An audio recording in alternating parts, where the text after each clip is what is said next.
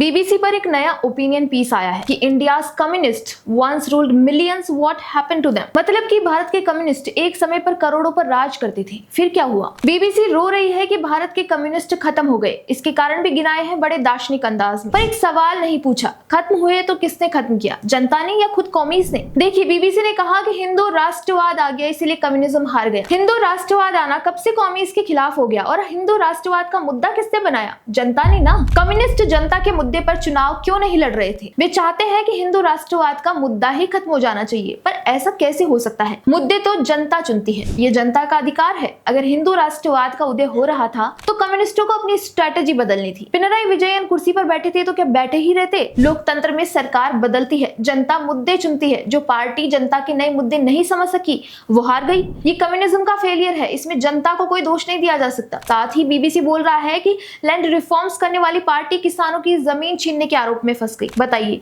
कितना कॉन्ट्राडिक्टरी है ये, और सीधा विश्वासघात है। कम्युनिस्टों ने जितना किसानों का नुकसान किया उतना किसी और ने नहीं किया। 34 साल तक गरीब किसान के नाम पर सत्ता चलाई, लेकिन किसानों की स्थिति में सुधार नहीं हुआ। इसके उलट 2006 में पुअर प्लानिंग से हुगली के किसानों की जमीन टाटा को दी गई। टाटा को जमीन देना सही था, लेकिन तरीका गलत, जिस गलती के कारण ममता बनर्जी को आंदोलन का स्पेस मिला। ममता बनर्जी आई, टाटा का नैनो गुजरात चला गया, लेकिन उन किसानों का क्या हुआ। जो जमीन वापस मिली वो खेती के लायक नहीं बची। कारखाने की कंक्रीट जमीन के नीचे दबी थी, टॉप सॉइल उखड़ चुकी थी। वो आज भी ठगा हुआ सा महसूस करते हैं। इसी ठगी का नाम लाल सलाम है। किसानों की जमीन कम्युनिस्टों ने छीनी, ममता बनर्जी ने बर्बाद हालत में वापस की। किसान ठगा दोनों बार। बीबीसी ये नहीं बताती कि किसानों के खिलाफ काम कौन कर रहा था। देखिए, बीबीसी और वामपंथी इंटेलेक्चुअल्स का पुराना रोना है कि मिडिल क्लास कंज्यूमरिस्ट हो गया है, इसीलिए कम्युनिज्म से दूर चला गया। यानी जिसने टीवी खरीदा, कार खरीदी, वो कम्युनिज्म का दुश्मन बन गया। मिडिल क्लास ने वही चूज किया जो उसे कभी मिला नहीं था। पश्चिम बंगाल जो कभी भारत का सबसे औद्योगिक राज्य था, 34 साल के कम्युनिस्ट राज के बाद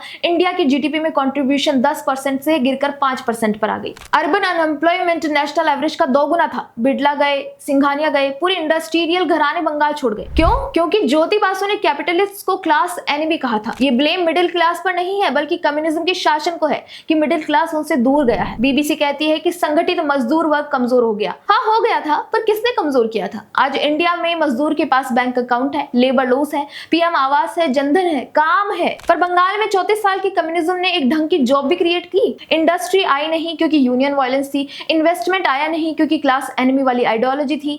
मजदूर के नाम पर सत्ता चली, पर मजदूर ही बेरोजगार रहा क्योंकि चाइना ने कैपिटलिज्म अडॉप्ट किया। वियतनाम ने दो मोई रिफॉर्म लाया, उन्होंने आइडियोलॉजी छोड़ी, व्यवहारवाद अपनाया। भारत के कम्युनिस्ट वो क्या कर रहे हैं, वो अभी भी 1917 के अक्टूबर रेवोल्यूशन के गाने गा रहे हैं। बीबीसी का पूरा आर्टिकल एक थीसिस पर टिका है कि कम्युनिस्टों ने तो बहुत कुछ किया था, बस बाहरी ताकतों ने उनको हरा दिया। तो एक सीधा सवाल है कि अगर इतना ही काम कर रहे थे तो बंगाल में 294 में से एक ही सीट क्यों मिली। अगर किसानों के हीरो थे तो किसानों ने ही क्यों हरा दिया। अगर मजदूरों के मसीहा थे तो मजदूर वर्ग ने बीजेपी को क्यों चुना। जवाब सिंपल है कि जनता ने जज किया, परफॉर्मेंस देखी और वर्डिक्ट दिया। और अगर बात करें उस शख्स की जिसने इस पूरे पतन को इलेक्टोरल रियलिटी में बदला, तो वो है अमित शाह। 2017 में वो त्रिपुरा गए, जहां 25 साल से सीपीआईएम का राज था। उन्होंने एक मिशन डिक्लेयर किया, लेफ्ट फ्री नॉर्थ ईस्ट। 2013 के त्रिपुरा विधानसभा चुनाव में बीजेपी ने 50 सीटों पर अपने उम्मीदवार उतारे थे, जिनमें से 49 सीटों पर पार्टी की जमानत जब्त हो गई थी। लेकिन देखिए, 2018 में बीजेपी ने वही त्रिपुरा जीत लिया। फिर बंगाल में डेटा ड्रिवन स्ट्रेटेजी और बूथ लेवल प्लानिंग के चलते हर कॉन्स्टिट्यूएंसी को डेटा पॉइंट की तरह एनालाइज किया।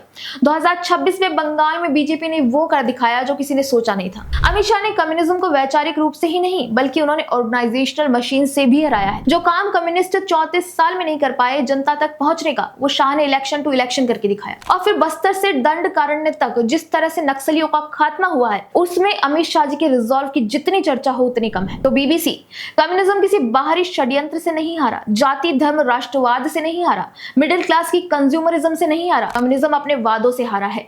जिस गरीब के नाम पर सत्ता ली, उसे रोजगार नहीं दिया। जिस किसान के नाम पर क्रांति की, उसकी ही जमीन छीन ली। जिस मजदूर का झंडा हटाया, उसकी ही फैक्ट्री बंद करवा दी। आप बीबीसी को क्या जवाब देना चाहेंगे, हमें कमेंट बॉक्स में जरूर बताएं। इसके साथ ही चैनल को सब्सक्राइब करना ना भूलें और हमारे और भी चैनल्स हैं, वहां भी हमें फॉलो जरूर करें।